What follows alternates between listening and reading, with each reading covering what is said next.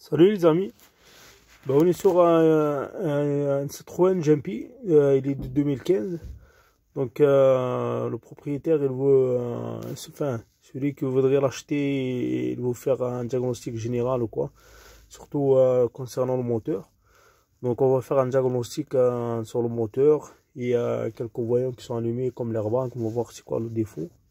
Voilà, on va le faire ensemble. C'est un Jumpy 4 portes. 2015, je pense que c'est une 2 litres HDI. Donc on va un diagnostic local. Citroën.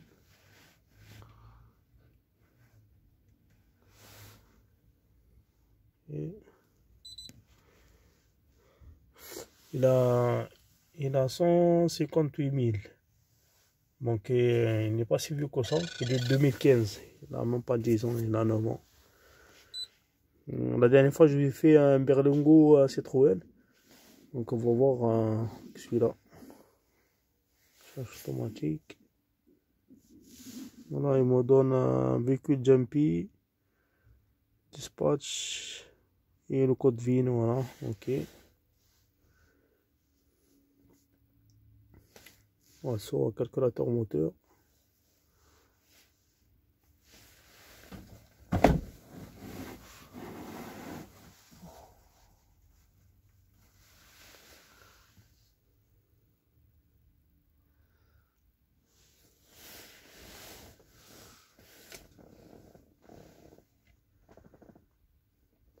Communication en cours.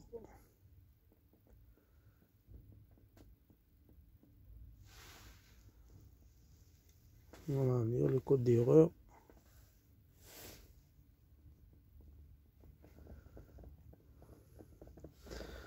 P2563. Sachant que c'est pas le voyant moteur qui s'allume. Quand je démarre, il s'éteint. 25 intermittent, résistance variable, position du turbo compresseur incorrecte, rapport à la configuration trop de turbo après vente. Relais principal, mauvaise opération du relais. Et ici il y a capteur régime moteur, signal incohérent. Capteur régime moteur, signal incohérent, trop dedans dans un tour. Sachant que tout ça c'est intermittent. Capteur régime moteur, voilà, et résistance variable, position P1496, résistance variable, position de turbo compresseur incorrecte. Peut-être ils ont touché au turbo, qu'ils n'ont pas initialisé les valeurs. Et après vous avez le fameux P0299, régulation de la pression de charge, pression d'air inférieure à la consigne. Après, il y a résistance variable, position de turbo compresseur incorrecte, 1497. Voilà. Donc, qu'est-ce qu'on fait? Il y a plein de défauts intermittents. Ça concerne la position turbo et ça concerne la pression.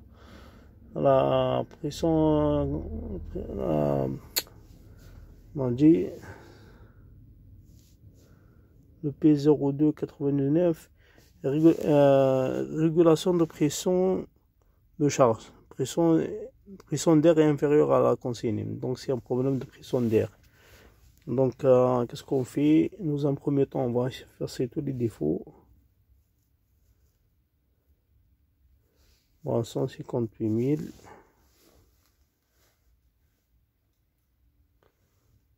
Et 589. Ok.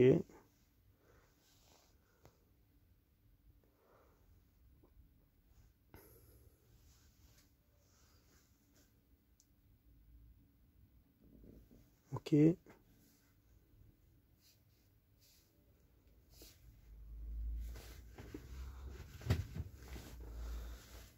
$158 000 ou 589.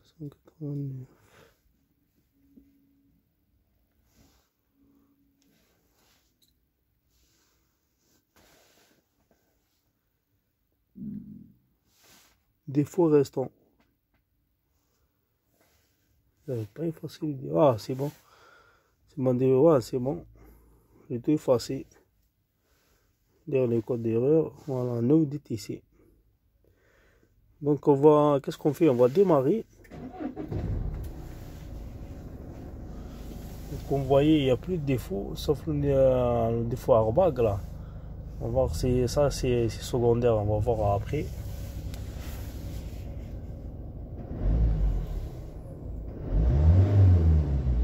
Donc on va sur les réflexes de données. On va sur, il y avait un problème de position turbo, on va faire sur la information sécurité de mission d'air.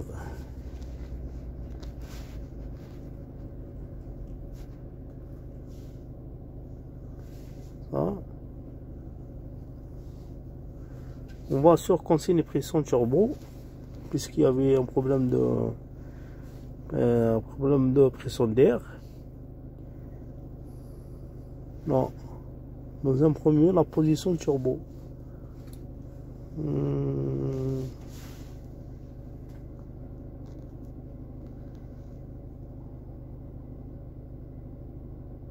Oui, tout à fait. Consigne et pression turbo. Pression turbo mesurée. Confirmé.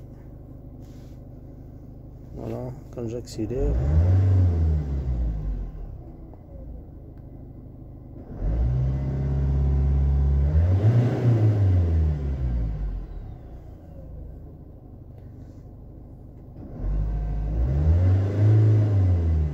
Différence quand même entre la consigne. Dans la consigne, on va mettre le graphique, ça va se voir plus facilement. Vous voyez, là on est à 1009. On va accélérer. 3000.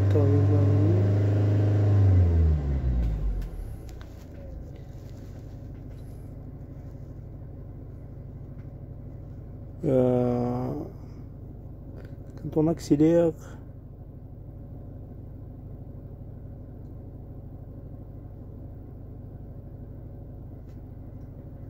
« 1250 », presque pareil.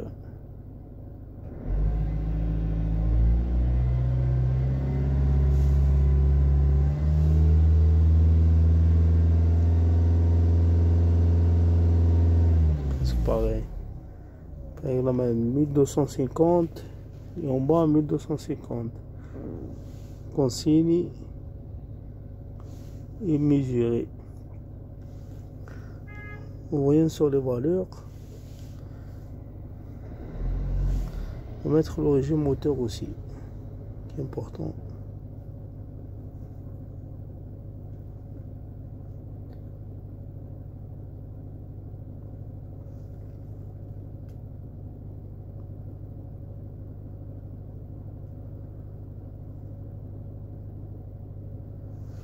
Je cherche le régime moteur. Pour le rajouter, il n'y a pas, c'est pas grave. On continue sur les valeurs. Là, j'accélère. Là, je suis allé 2000. Quand j'accélère d'un coup, enfin, je monte à 2000. Parce que c'est le GR qui déconne en fait. Ce qui fait, quand j'accélère d'un coup, la conseillère monte beaucoup jusqu'à 2000. Et c'est là à 1800. Bon, il y a une petite différence, mais bon, c'est pas problématique pour le moment. Il y a ça. Consigne et pression, donc elle n'est pas mauvaise, la pression turbo. Maintenant, on va sur la position. En fait, quand j'accélère, le GR il doit fermer parce que le moteur il a besoin d'air. Automatiquement,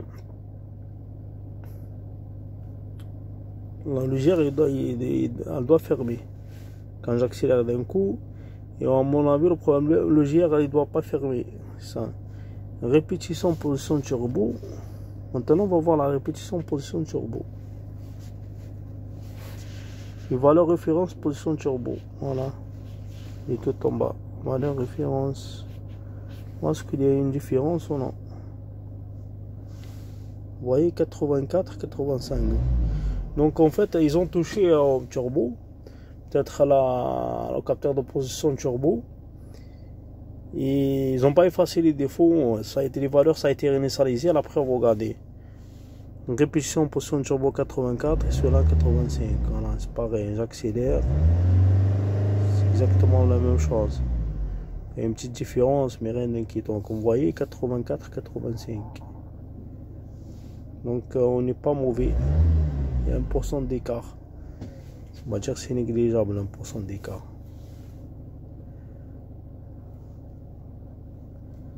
Donc ça c'est bon. Maintenant on va à la consigne. Commandement nous JR.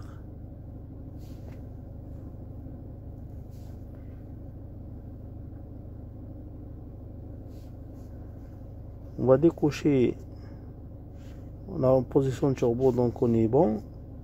Moi sur la répétition besoin d'avoir un nouveau JR, répétition de position. Et valeur référence position de la JR, c'est là où il doit y avoir un petit écart. Parce que quand j'accélère d'un coup, l'avant JR, il faut qu'elle ferme. Vous allez voir. Là on est à 89, là on est à 90. Ouais, on est pas mal, on n'est pas mauvais. Ouais, vous voyez quand j'accélère, on va pas le faire la position JR. Là elle est fermée. Là elle est ouverte à 90, le pourcentage d'ouverture. Là quand j'accélère d'un coup, regardez, quand j'accélère je monte au tour par minute, il va passer à 0. Voilà. Je passe à 0.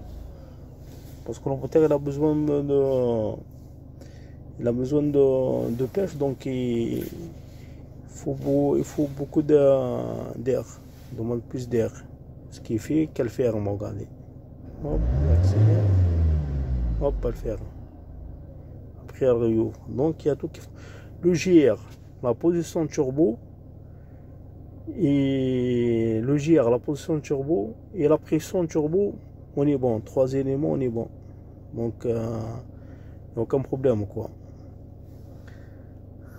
Qu'est-ce qu'on peut, voilà.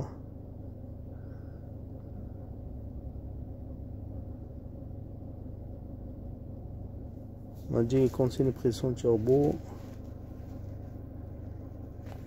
mesurée. On n'est pas mauvais, regardez, j'accélère. Voilà. Le GR, on n'est pas mauvais.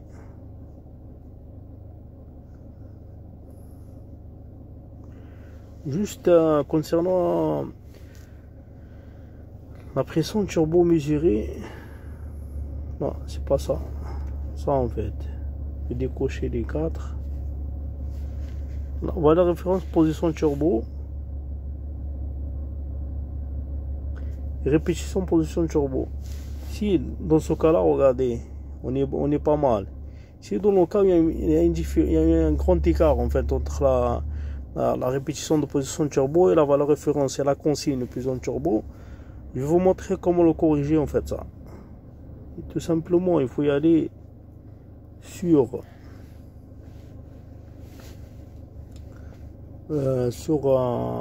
particularité, réparation de paquet, pièce de rechange, et voilà. Et vous, en fait, vous simulez changement turbo. Je vais mettre juste le contact. Tout à l'heure il y avait 1% d'écart. Vous allez sur changement turbo et c'est rien, mais ici il y a un grand écart, faites ça en changement turbo. Contact mettez là, ok.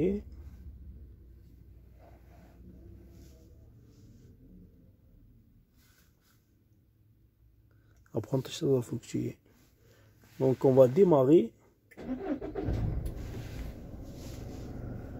Et ça permet de corriger ça. On vient sur le flux de données. Formation circuit. Ça permet de corriger s'il y a un grand écart sur la position, la consigne et position turbo et la position turbo mesurée. Donc valeur référence. Valeur référence position turbo. Valeur référence position turbo et répétition de position de turbo. Donc là les deux. Voilà, vous voyez, tout à l'heure, il y avait 1% d'écart. Là, on est à 85. On a corrigé 1% en fait. Tout à l'heure, il y avait 84, voilà. Donc voilà. Juste une précision, voilà.